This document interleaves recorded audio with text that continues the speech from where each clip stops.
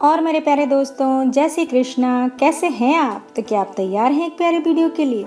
आज के इस वीडियो में हम लाए हैं पुरुषोत्तम मास महात्म्य या अधिक मास महात्म्य अध्याय 2 की कथा। दोस्तों, वीडियो यदि अच्छा लगे तो वीडियो को लाइक करें, अपने मित्रों के साथ शेयर करें और हमारे इस यूट्यूब चैनल को सब्सक्राइब जरूर करें। अब हम बात कर रहे हैं अधिक मास महात्म्य द्वितीय अध्याय नारायण नारद संवाद प्रश्न विधि के बारे में। सूत जी बोले, राजा परीक्षित के पहुंचने पर भगवान सुखदेव जी द्वारा कथित पुण्यप्रद श्रीमद् भागवत कथा श्री सुखदेव जी के द्वारा सुनकर तथा राजा का मोक्ष देखकर अब मैं यहाँ यज्ञ करने के लिए उद्यत ब्राह्मणों को देखने के लिए आया हूँ। अब यहाँ यज्ञ में दीक्षा लिए हुए ब्राह्मणों का दर्शन कर मैं कृतार्थ हुआ। ऋषि बोले, हे साधु, अन्य विषय की बातों को त्याग कर भगवान कृष्ण द्वैपायन के श्रीमुख से आपने जो सुना है वही अपूर्व विषय है। इसलिए हे सूत जी, आप हम सब लोगों में से वे सब बातें कहिए। फिर ऋषि बोले, हे महाभाग, संसार में जिससे परे कोई सार नहीं है, उनको प्रसन्न करने वाली और जो सुधा से भी अधिकतर हितकर है, ऐसी पुण्य कथा हम लोगों को सुनाइए। सूत जी बोले, विलोम अर्थात ब्राह्मण के चारों में क्षत्रिय चुरु मिल जाने से उत्पन्न होने पर मैं भी धन्य हूँ, जो श्रेष्ठ पुरुष होने पर भी आप लोग मुझसे पूछ रहे हैं। भगवान व्यास के मुख से जो कुछ मैंने सुना वह मैं कथा ज्ञान से कहता हूँ। एक समय नारद मुनि नर नारायण के आश्रम में गए, जो आश्रम बहुत से तपस्वियों, सिद्धों तथा देवताओं से भी युक्त है और खेर, बहेड़ा, आंवला, बेल, आम, अमरा, कंच, जामुन, कदम्ब आदि और भी अन्य वृक्षों से सुशोभित है। भगवान विष्णु के चरणों से निकली हुई पवित्र गंगा और अलकनंदा भी जहाँ बह रही है, ऐसे नर नारायण के स्थान में श्री नारद मुनि ने जाकर महामुनि नारायण को प्रणाम किया और पर ब्रह्म की चिंता में लगा हुआ मन, जिनका ऐसे जितेंद्रीय काम, क्रोध आदि 6 शत्रुओं को जीते हुए जिनकी प्रभा अत्यंत निर्मल चमक रही है, ऐसे देवताओं के भी देव तपस्वी नारायण को साष्टांग दंडवत प्रणाम करा और हाथ जोड़कर नारायण मुनि व्यापक प्रभु की स्तुति करने लगे। नारद जी बोले, हे देवादेव, हे जगन्नाथ, हे कृपा सागर सतपते, आप सत्य व्रत हो, त्रिसत्य हो, सत्य आत्मा हो और सत्य संभव हो। हे सत्यों ने आपको नमस्कार है। मैं आपकी शरण में आया हूँ। आपका जो तप है वह संपूर्ण प्राणियों की शिक्षा के लिए और मर्यादा की स्थापना के लिए है। यदि आप तपस्या ना करें तो कलयुग में एक के पाप करने से सारी पृथ्वी डूबती है, वैसे ही एक के पुण्य करने से सारी पृथ्वी तर जाती है। इसमें तनिक भी संशय नहीं है।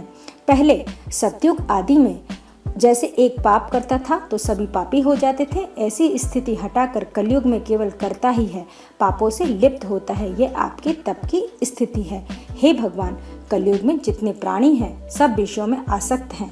स्त्री पुरुष ग्रह में लगा है चित्त जिनका, ऐसी प्राणियों का हित करने वाला जो हो और जिससे मेरा भी थोड़ा कल्याण हो सके, ऐसा विषय सोचकर आपका मुझसे कहने के योग्य है। आपके मुख से सुनने की इच्छा से मैं ब्रह्मलोक से यहाँ आया हूँ। उपकार प्रिय विष्णु है, ऐसा वेदों में निश्चित है। इसलिए लोक उपकार के लिए कथा का सार इस समय आप सुनाइए, जिसके श्रवण मात्र से निर्भय मोक्ष पद की प्राप्ति होती है। इस प्रकार नारद जी के वचनों को सुनकर भगवान ऋषि आनंद से खिलखिला उठे और भुवन को पवित्र करने वाली पुण्य कथा आरंभ की। गोपी की स्त्रियों के मुख कमल के भ्रमर, रास के ईश्वर, रसिकों के आभरण, वृंदावन बिहारी, ब्रज के पति आदि पुरुष भगवान की पुण्य कथा को कहते हैं।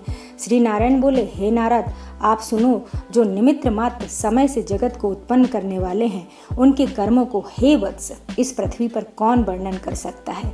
हे नारद मुनि, आप भी भगवान के चरित्र का सरस सार जानते हैं और यह भी जानते हैं कि भगवान चरित्र वाणी द्वारा नहीं कहा जा सकता। यद्यपि अद्भुत पुरुषोत्तम महात्मा अंदर से कहा जाता है। ये पुरुषोत्तम महात्मा दरिद्रता और वैधव्य का नाश करने वाला, यश का दाता, सत्पुत्र और मोक्ष को देने वाला है। अतः शीघ्र ही इसका प्रयोग करना चाहिए। नारद मुनि जी बोले, हे मुने, पुरुषोत्तम नामक कौन देवता है? उसका महात्म क्या है? ये अद्भुत सा प्रतीत होता है, अतः आप मुझे विस्तार पूर्वक बताइए। सूत जी बोले, श्री नारद जी का वचन सुनकर नारायण क्षण मात्र पुरुषोत्तम में अच्छी तरह मन लगाकर बोले। श्री नारायण बोले, पुरुषोत्तम यह मास का नाम जो पड़ा है वह श्री कारण से युक्त पुरुषोत्तम मास के स्वामी दयासागर पुरुषोत्तम ही है, इसलिए ऋषिगण इसको पुरुषोत्तम मास कहते हैं। पुरुषोत्तम मास के व्रत करने से भगवान पुरुषोत्तम प्रसन्न होते हैं। नारद जी बोले, चैत्रादि मास जो है वह अपने अपने स्वामियों देवताओं से युक्त है, ऐसा मैंने सुना है, परंतु उनके बीच में पुरुषोत्तम नाम का मास नहीं सुना है। पुरुषोत्तम मास कौन है और पुरुषोत्तम मास के स्वामी कृपा के निधि पुरुषोत्तम कैसे हुए? हे कृपा निधि, आप मुझे इस मास का स्वरूप विधान के सहित कहिए। हे प्रभु सतपते, इस माह में क्या करना, कैसे स्नान करना, क्या दान करना, इस मास का जप पूजा उपवास आदि क्या साधन है, कहिए। इस मास के विधान से कौन से देवता प्रसन्न होते हैं और क्या फल देते हैं? इसके अतिरिक्त और जो कुछ भी तथ्य हो वह है तपोधन, कृपया सब कुछ मुझसे कहिए। साधु दोनों के ऊपर कृपा करने वाले होते हैं, वह बिना पूछे कृपा करके सदुपदेश दिया करते हैं। इस पृथ्वी पर जो मनुष्य दूसरों के भाग्य के अनुवर्ती, दरिद्रता से पीड़ित, नित्य रोगी रहने वाले, पुत्रों को चाहने वाले, जड़ गूंगे, ऊपर से अपने को बड़ा धार्मिक दर्शाने वाले, विद्याविहीन मलिन वस्त्रों को धारण करने वाले, नास्तिक पर स्त्रीगामी, नीच जर्जर दास वृत्ति करने वाले, आशा जिनकी नष्ट हो गई हो, संकल्प जिनके भ्रष्ट हो गए हों, तत्व जिनके क्षीण हो गए हों, कुरूपी, रोगी, कुष्ठी, टेढ़े मेढ़े अंगों वाले, अंधे, इष्ट वियोग, मित्र वियोग, स्त्री वियोग, आद पुरुष योग, माता पिता विहीन, शोक सुख आदि से जिनके अंग सूख गए हैं, अपने इष्ट वस्तु से रहित उत्पन्न हुआ करते हैं, वैसे जिन अनुष्ठानों के करने और सुनने से पुनः उत्पन्न ना हो, हे प्रभु ऐसा प्रयोग हमको सुनाइए। वैधव्य, बंध्या दोष, आगनहीनता, दुष्ट व्याधियां, रक्त पित्त आदि, मिर्गी, राज्य क्षमादि जो दोष हैं, इन दोषों से दुखित मनुष्य को देखकर हे जगन्नाथ मैं बहुत दुखी हूँ, अतः मेरे ऊपर दया करके हे ब्राह्मण मेरे मन को प्रसन्न करने वाले विषय को विस्तार से बताइए।